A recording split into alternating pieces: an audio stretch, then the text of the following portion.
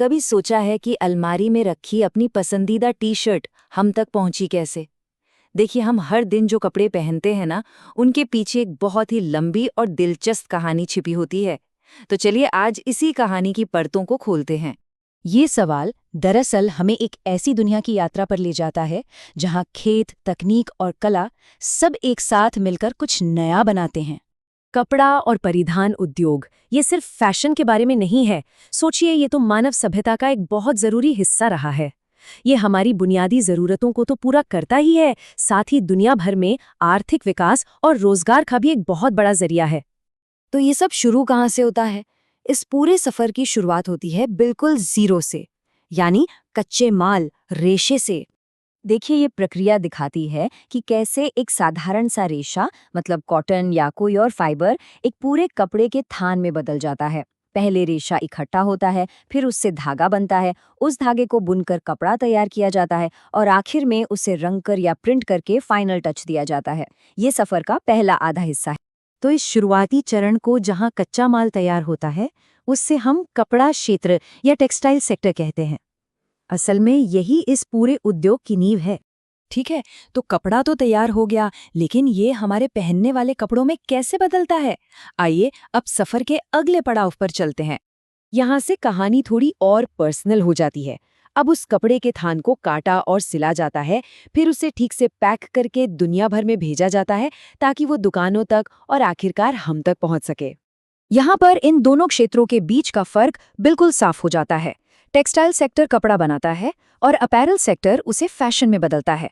एक का फोकस होता है मटेरियल की क्वालिटी पर, तो दूसरे का डिजाइन और मार्केटिंग पर। अक्सर हम सोचते हैं कि टेक्सटाइल का मतलब सिर्फ कपड़े हैं, है ना? लेकिन सच तो ये है कि इसकी दुनिया इससे कहीं ज्यादा बड़ी और विविध है। ये काफी दिलचस्प है ना? हमारे तौलिए और चादरों से लेकर कारों के अंदरूनी हिस्सों और मेडिकल में इस्तेमाल होने वाली पट्टियों तक हर जगह टेक्सटाइल का इस्तेमाल होता है। मतलब ये उद्योग हमारे जीवन के लगभग हर पहलू को छूता है। अब जरा एक कदम पीछे हटकर बड़ी तस्वीर देखते हैं। ये उद्योग असल में एक बहुत ही कॉम्प्लेक्स ग्लोबल नेटवर्क है जो अलग अलग देशों और महाद्वीपों को आपस में जोड़ता है। ये टाइमलाइन दिखाती है कि ये इंडस्ट्री कैसे विकसित हुई है। हाथ से काम करने के दौर से लेकर आज के ऑटोमेशन और सस्टेनेबल तरीकों तक का सफर इसने तय किया है। खासकर औद्योगिक क्रांति और वैश्वीकरण ने तो इसे पूरी तरह से बदलकर ही रख दिया। आज के दौर में ना 3 चीजें इस उद्योग को चला रही हैं। एक तो है तेजी से बदलते फैशन ट्रेंड, जिसे हम फास्ट फैशन कहते हैं। दूसरा, दुनिया के अलग अलग हिस्सों से माल मंगाना। और तीसरा, नई नई टेक्नोलॉजी का इस्तेमाल। ये देखिए, ये ग्लोबल स्पेशलाइजेशन का एक बेहतरीन उदाहरण है। हर देश इस पहेली का एक जरूरी हिस्सा है। जैसे चीन बड़े पैमाने पर उत्पादन के लिए जाना जाता है, तो इटली लग्जरी फैशन के लिए, और भारत, बांग्लादेश जैसे देश कपड़ा और परिधान एक्सपोर्ट करने में माहिर हैं। तो हमने इसका पूरा सफर देख लिया। पर आज ये उद्योग कहाँ खड़ा है और भविष्य में इसका रास्ता कैसा होगा? चलिए अब जरा इसकी चुनौतियों और इसकी अहमियत को भी समझते हैं। देखिए, इसका महत्व बहुत गहरा है। ये सिर्फ एक उद्योग नहीं है, बल्कि कई देशों की अर्थव्यवस्था की रीढ़ है। ये लाखों लोगों को, खासकर महिलाओं को, रोजगार देता है और हमारी सांस्कृतिक पहचान को भी सहेज कर रखता है।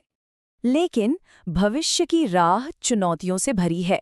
कच्चे माल की बढ़ती कीमतें, पर्यावरण पर बढ़ता बोझ और लगातार नए डिजाइन लाने का दबाव, मतलब फास्ट फैशन, ये सब बड़ी बाधाएं हैं। ये फास्ट फैशन तो कपड़ों को इस्तेमाल करके फेंकने की संस्कृति को बढ़ावा देता है। इन चुनौतियों से निपटना ही इस उद्योग के भविष्य को तय करेगा। तो हमने देखा कि कैसे एक धागा परंपरा, नवाचार और व्यापार की एक ग्लोबल कहानी बुनता है। अब सवाल ये उठता है कि स्थिरता और तकनीक के इस दौर में इस कहानी का अगला अध्याय क्या होगा? ये एक ऐसा सवाल है जिसका जवाब कहीं ना कहीं हम सब पर निर्भर करता है।